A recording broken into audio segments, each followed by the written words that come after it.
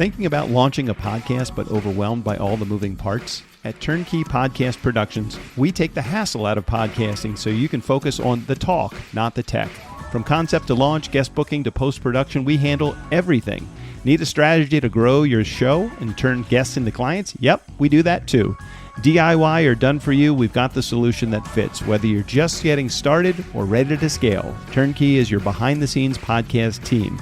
Turnkey Podcast Productions. Your voice, your message, fully produced. Learn more at turnkeypodcast.com/contact. That's turnkeypodcast.com/contact. Here's what you can look forward to on this episode of The Nice Guys on Business. What is product market fit, Doug? No one has it's like a 10-page Wikipedia page, and sometimes it's a feeling. And so many people define it around revenue, customer count. That's market message fit. You and I could sell ice to Eskimos. It doesn't mean ice has product market fit with Eskimos. So in the book, I talk a lot about it being customer value creation and how you can quantify it using a leading indicator of retention. And that needs to be your opening North Star. And once you achieve that, you'll love the go-to-market fit phase, because that's when you learn how to go out and acquire customers profitably within that ideal customer profile that you've defined. And then you move to the scale stage, which 90% of founders raise money and hire 20 reps the next month, which we both know is dangerous.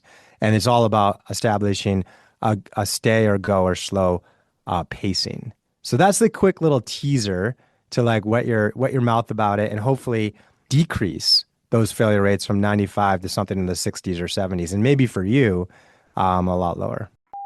First thou shalt take out the holy pin, then thou shalt count to 3, no more, no less. 4 thou shalt not count, then count thou 2, expecting thou then proceed to 3. 5 is right out. Once the number 3, being the third number, be reached, then lobest thou thy holy hand grenade of Antioch towards the nice guys on business. Go from where you are now to where you could be. Get expert tips to grow your business, to be more productive and more efficient, whether you're trying to build influence, grow your community, or make it rain. Best-selling author of Nice Guys Finish First, Doug Sandler, can lead the way. The Nice Guys on Business is produced by Turnkey Podcast Productions. Now, here's your host, Doug Sandler. All right, Nice Guy community. Today, we're talking with scaling with precision, not just guesswork. Well, HubSpot founding chief revenue officer, best-selling author, podcast host, and YouTube creator, Mark Roberge. He joins us for a breakdown of how data, is it data or data? I never know. What is it, Mark? Tomato, tomato. Oh, okay. I say data, I guess, but I think it's one of those things. I'm East Coast, so I said data, although I live in the West Coast now and they say data. So I'm going to data. Probably out in Europe, in the UK, it's data. Well, either way, I'm totally fucked with the word. So he talks about data, inbound strategy, smart hiring, turning sales into a predictable science, and how founders can scale at the right time, at the right speed without blowing it up. Best-selling author, podcast host, and true nice guy. Welcome, Mark, to the podcast. Jeez, Doug, thank you so much. Nice guys do finish first sometimes. Well, if they don't finish first, then we don't know where the fuck the finish line is. Because I'll tell you, my feeling is, I know oftentimes, just your photo alone kind of exudes like you're a friendly, approachable kind of guy, rather than that arms crossed, standoffish kind of CEO or This founder. is pretty dressed up for me in a t-shirt and vest. And actually, I grew my hair out 10 years ago, and they're like, this is kind of a COVID thing, right? Everyone did that. Right. Well, and people are like, what is it? I'm like, oh, it's so much better. People treat you like you just don't care. Well, it's that they feel like you're not so buttoned up that you can't be spoken to. Right. Exactly. You see all the suits go on. Hey, sir, how are you? Good, sir. On the flight, hey, thank you, sir. Welcome to. I'm hey, how's it going, man? Can I get you a cocktail before you take off? Yeah, you get all the A-class treatment. I love that. So before we get into some of the content and go through this, I want to talk about a little bit of your past, because when I started thinking about, well, you number 4 hire, is that what you were at HubSpot or something crazy? Yeah. Something early. Yeah. How did that feel? Oh man. There's quite a story in there. I'll give you the quick breeze over and then dwarfing into where we are with the book and everything, because it all kind of comes together. I mean, to be honest, reflecting on the last 15 years, Doug, like, I guess I'm almost become a little Buddhist because everything that reads well on my resume was not even intended. It's crazy. I mean, I was an engineer undergrad, wrote code, and discovered the art of entrepreneurship at the age of 23 and never looked back.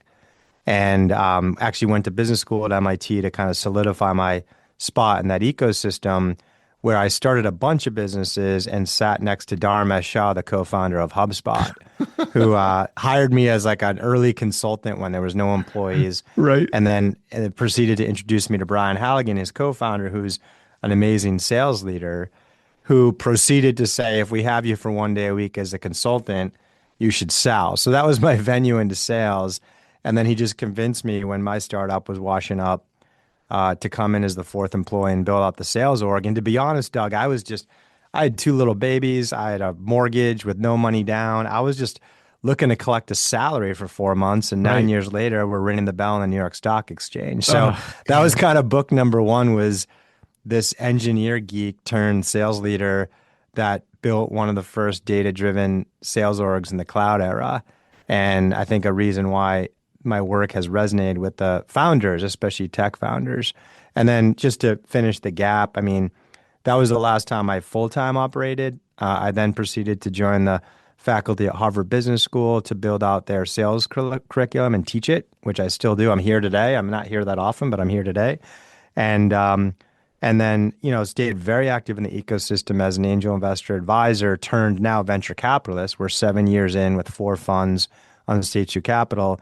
And just over the last 10 years, have worked with thousands of founders. Wow. And the failure rate is just way higher than it should be. And my top conclusion after looking all of it is that people are just not, boards, founders, exec teams are not scaling at the right time. They're scaling at the wrong pace, the wrong time, and there needs to be a deeper, more rigorous framework around that. I spoke about it 7 years ago at SaaStr for the first time and kept getting asked to talk about it. And then Stanford was finally like, can you write this up? And here we are.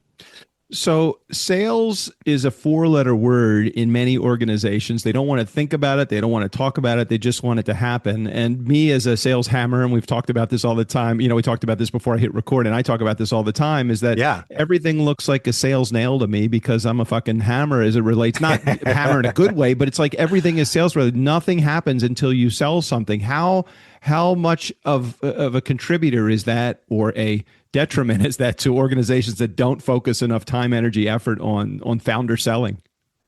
Oh, it's so critical. And that was the breakthrough for the sales curriculum here at Harvard, is retitling 6 or 7 years ago the class Founder Selling.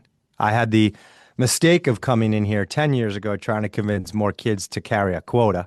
And some of them do. But like, there's a ton of folks here who used to write code at Google or Microsoft or, wherever, or just come from manufacturing or finance or whatever and want to start something. And they're just so afraid of sales. And so like, that's how we've titled 101 here, is Founder Selling. And we go through, 10 weeks of prospecting, discovery, tailoring demos, managing decision-making units, selling. We teach them Sandler in the first class. Your dad would be so proud, Doug. That's so good. Literally in the Harvard hallways. And we teach them Challenger, and we teach them Medic and Bant and all these things. They're like, and they walk out being like, I thought this was like a total art. And I feel like I'm learning economics and finance and strategy. Right. Doesn't it feel like selling, not to harp on selling too much, because I know we got a lot to talk about in the short time that we have together. But my dad used to call what he used to say, selling is a Broadway show put on by a psychologist. It's like, yes. it's so interesting that there's got to be so much psychology in selling. And oftentimes the engineers, the tech gurus, the founders, the guys that have a lot of money behind them, they just want a puke product, and not in a bad way. They're very proud of what they hope to accomplish with their startup. But they have to massage the message so that it fits into the ears of those that are receiving the message, whether it's an investor or a potential enterprise client. I'm so glad you brought that up. Love to hear your comments. That's kind of like the big, huge. And I think your dad was one of the first advocates of this, in addition to people like Neil Rackham at Spin Selling and and other great researchers and practitioners. When we first started the class, you're exactly right. I mean, founding, like technical founders especially, when they have something like, okay, we actually have to get people to like pay for this. They're like, okay, let's build a sales process. Their perception is a slide deck. Yeah. It's literally a 20 slide deck of like, this is the problem we're solving. This is the product we built. These are the features and benefits. Right. This is the potential ROI. And the first cohort of students we brought in thought that's what it was. And my dad would say, I hope the laptop is broken and it stayed in the car. Oh my gosh. Right. And that's a profound moment for them to realize it. And fortunately, not only do we have great work by your dad and others, but now we have things like Gone.io and like AI transcriptions that have proven statistically across hundreds of thousands of calls in a stat that we put up on the first class that the top sellers in the industry speak 46% of the time on the first call. And the worst sellers in the industry speak 76%. And the students are like, oh my gosh, I'm the worst seller.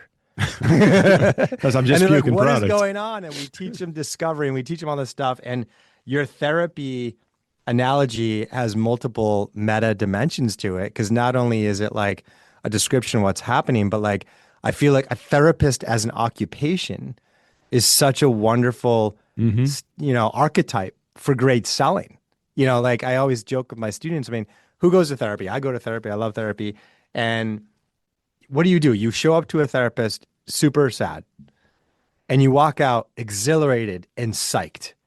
And all they did was ask you 9 questions. And you talk the most of the and time. you're totally reframed. And they're like, that's what it is. Not only is it the behavioral science that's driving this, but it's also such a great prototype for how to run this stuff. When you have tools like AI at your disposal, as we have in the last year, and then even more so in the last few months, it's really, really taking over. It's taking over marketing, it's taking over messaging, it's taking over even the sales process, and helps you keep everything on track where you're basically just filling in the blanks. Are organizations, and especially founders today that are just getting started now in startup world, are they relying too much on AI as it relates to, just trying to get their message out and their growth and their sales curve, or are they relying upon it just the right amount, or do we need to lean on it even Way more? too little, Doug. It's a great question. Way too little. And it's like too much in the sense that they're not going back to first principles. They're just trying to oftentimes scaling bad habits. So in that degree, too much. But we just haven't had really a great sales breakthrough yet. I think last year we had a breakthrough in R&D and specifically coding, because like the people who are building this stuff are using it. You know what I mean? Like it's just kind of like this starting flywheel. I think this year we'll have a big breakthrough in sales.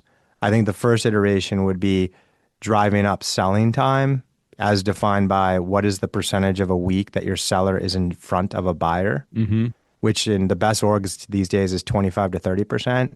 Yeah. And AI can, get that to 75%. And if you just look at that shift from a control group, scientific method perspective, keep all else the same, product, sales cycles, ACVs, close rates. If you shift a seller from 25 to 75%, their productivity goes up 3x. So that will be profound. Right. And then we can get into some of the fun stuff after that. But like right now, as an entrepreneur and investor, and I put my founder hat on, we are in a massive tech shift. And these are moments of innovators' dilemmas. These are moments of turnovers from the incumbents to startups. And founders need to be very aware of what the innovators' dilemmas are. What can they do 10 times faster than the startups to get to the incumbents to get to the right answer? And a strong conviction hypothesis I have is not really in what they build or how they price it or anything like that, but how they run their org in a native AI way. Like once we have that 10x breakthrough in how a salesperson sells, it's going to be a lot easier for a startup built from the ground up to exploit those advantages than for Workday, as an example, to retrain their 2,000 sellers how to do this. So yeah, they need to be doing it more. And I think this year we'll have a big breakthrough in sales. When did you know that you wanted to go from being a founder to somebody that's an investor? And what was the motivation behind it? I mean, certainly we could all look at it as just peons down here and say, fuck, it was because of the money. I mean, it's, you're now 1,000x, but I don't think, I was going to say, but I don't think that was your prime, it could have been on your radar, but I don't think that was your primary agenda. Yeah, again, I kind of started here where it's like I was just called to do it. I think when I had a chance to take a breath after leaving HubSpot and the IPO and got to my office here and just like it was quiet and I shut everything down, I was like, holy cow. Everything that is perceived as successful on my resume, from going to HubSpot, building the sales team, writing the book about it, now joining the faculty at Harvard, I didn't pursue any of that. That stuff just landed on my lap. Yeah, law of attraction says fuck that. That's not right. You were in the ecosystem for sure. Yeah. And I say like, I'm not going to be all this like sitting in a cave, like whatever thing. But I'm just saying like, I spend all my time now reflecting on the unique gifts that I've been given and listen to call-ins on where I can deploy those unique gifts to add unique value. Okay. And that's what led me to VC is like, I had this period of 5 years where I was doing a bunch of stuff, everything from being a senior advisor at BCG to teaching here, to doing angel investing, to doing consulting for mid-market companies, whatever, PE stuff, everything. Mm-hmm. And then a young gentleman at Bessemer, Jay Poe, my co-founder, was like, we should start the first VC fund run and backed by sales leaders. I'm like, holy cow. There you go. Like, I'm looking at this like, I built my resume to do this without ever a hypothesis that I would become a VC.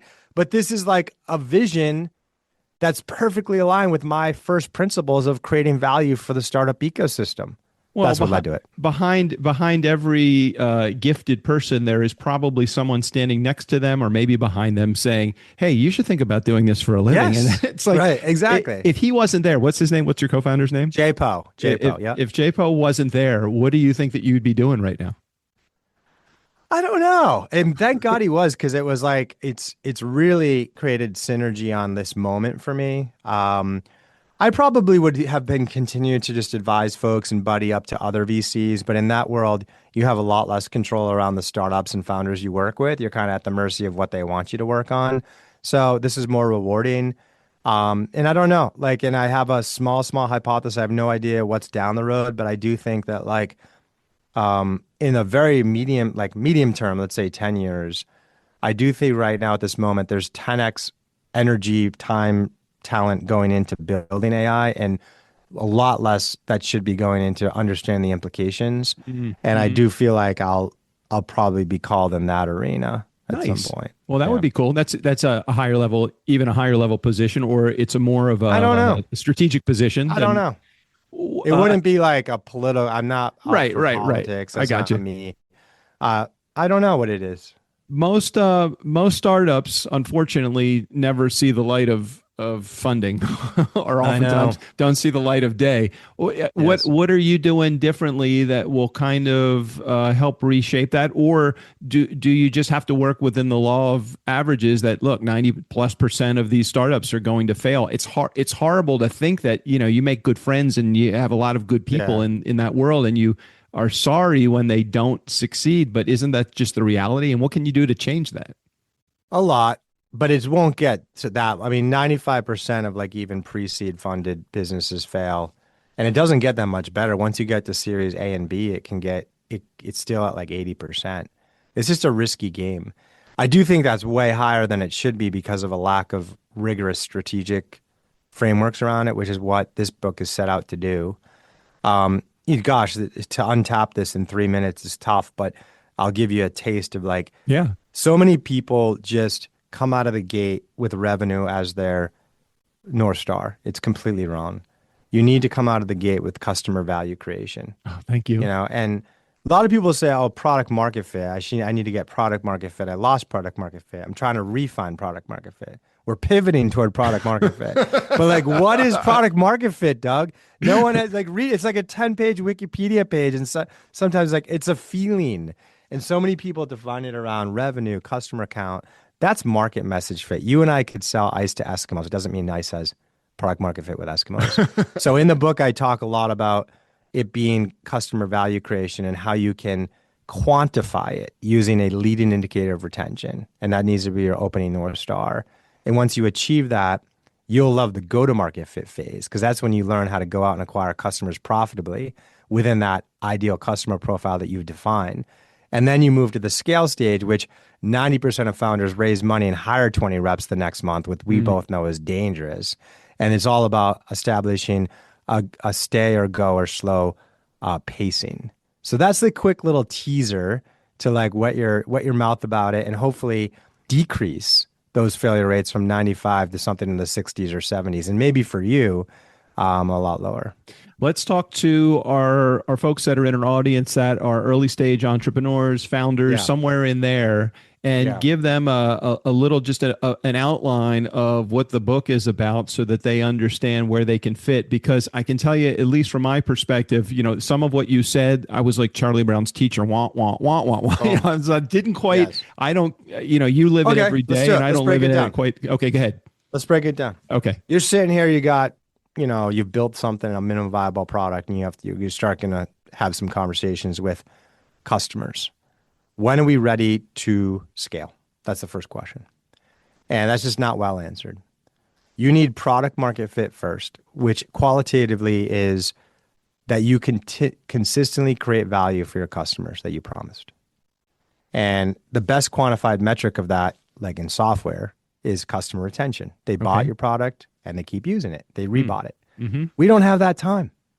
When I sign up 10 customers this month, I don't know their retention for sometimes a year. Right. So you have to define your leading indicator of retention, i.e., what is an event, action, or moment that you observe in the first month that if it happens, they'll be with you forever. And if it doesn't, they'll likely churn. Slack's was sending 2,000 team messages a month. HubSpot's was using 3 or more features in the platform. That's your North Star. And the book talks about how to define it for your business. So you focus there first, significantly increasing your likelihood of success. Once you've done that, you're not ready to scale. Because all you've shown is that you can acquire 10 customers, and almost all of them will see the value you promised, but you don't know how to acquire those customers profitably. Right. The stuff that you and I do, Doug. So that's when you have to work on go-to-market fit, which is like, what salesperson do I hire? What's their quota? What's their commission? How do I pay them? What's the demand gen strategy? What's the sales methodology you're going to use? Sandler or Challenger? And we build all that stuff out, hopefully in a short period of time, so you have go-to-market fit, and now you're ready to scale. You have product market fit and go-to-market fit. You have high degree of confidence. Not only will you acquire customers that will be successful on your product, you'll acquire them profitably, and that's done in order, because you don't want to optimize your go-to-market fit on the wrong product market fit combination. Hopefully that wasn't wah-wah. Now you're ready to go into growth and moat. Right. So now you're ready to go into growth, and now it's about establishing a pace, not doing a spreadsheet with a certain number of reps and hire them all next week. And the final piece, I'll tell you, that's the first part of the book to outline all those milestones. And the rest of it is helping you understand a go-to-market system of who you're targeting, how they buy, how you sell to them, how you hire people to do that, how you create demand, how you run the system through coaching and commissions to spit out activities and then forecasts and revenue. That's our system. And the book helps you understand how you adapt that system as you go from product market fit to go-to-market fit to growth and moat. Because the people you need and the way you pay and the way you think about demand gen changes as you migrate through. My understanding, at least through the very minute level of experience that I have with founders and startups, they want to skip a lot of those steps because they're ready to go to market, or they're ready to, hey, I know this works because I've got these clients and they've been with me for 40 days and it seems to be an app that seems to be working. Would you tell them to slow down? Would you tell them to be more patient? Would you tell them to stop being so eager or be more eager? What advice would you give? I don't have enough info at that moment. I will tell you that it's often interpreted as slowing down, but it's not at all. 45% of the founders I meet are going too slow, 45% are going too fast, and 10% are going the right speed. Okay. So I probably need about 90 seconds to ask that person a few questions. Got it. And the point is just to instrument this thing. Let's take the 3 hours just to instrument it to know if we are ready and how fast. So that would be my point. This is like, let's go really fast. We'll go as fast as you want. If you want to work 996, let's do it. Let's just chase the right milestone and have the right North Star for the org. When a company is growing fast, what is something, and I know this could be any number of things, but what are you finding oftentimes is the thing that breaks first? Is there something in there that's not working right? Yeah. What? Lack of what they call ICP definition. So Where was ICP is ideal customer profile. And so like you just can't boil the ocean out of the gate. And this is especially true in venture-backed startups because in order to attract venture capital, you have to prove them that you have a multi-billion-dollar market opportunity. But where founders get confused is they think they have to prove it with customers out of the gate. Like very exaggerated example. You go to try to get your first 10 customers and you're looking for one in SMB, one for mid-market, one for enterprise. Right. One in North America, one in Europe, one in Asia. One in healthcare, one in finance, one in technology. You're done. Like you're boiling the ocean. Right. And that's an extreme example to illustrate the pothole here, which is like, as a VC, I just need to like see the vision that you can become a multi-billion-dollar business. But when you go from 0 to a million to 5 to 10, you need to do it within the market that has the lowest risk and the highest probability of success. When you acquire new clients with Stage 2 Capital, when you acquire new clients, do you look for them or are they looking for you? Both. Okay. Both. I would say, I'd guess like we look at about 500 startups a quarter and invest in one. So it's a pretty significant ratio. We'll see 500, probably about 250 will be qualified. We'll screen those, and then probably about 50 get to a first call, and about like 20 get into a deeper diligence process. I would say a third of them come from our secret sauce is we're backed by the 1,000 sales and marketing leaders in tech. Right. So the sales and marketing teams of like Zoom and Snowflake and OpenAI and Anthropic and HubSpot and Salesforce and Workday and all that kind of stuff. So we get about a third from them, a third from our own inbound from doing things like this, and a third from our team going outbound to interesting founders and interesting ideas.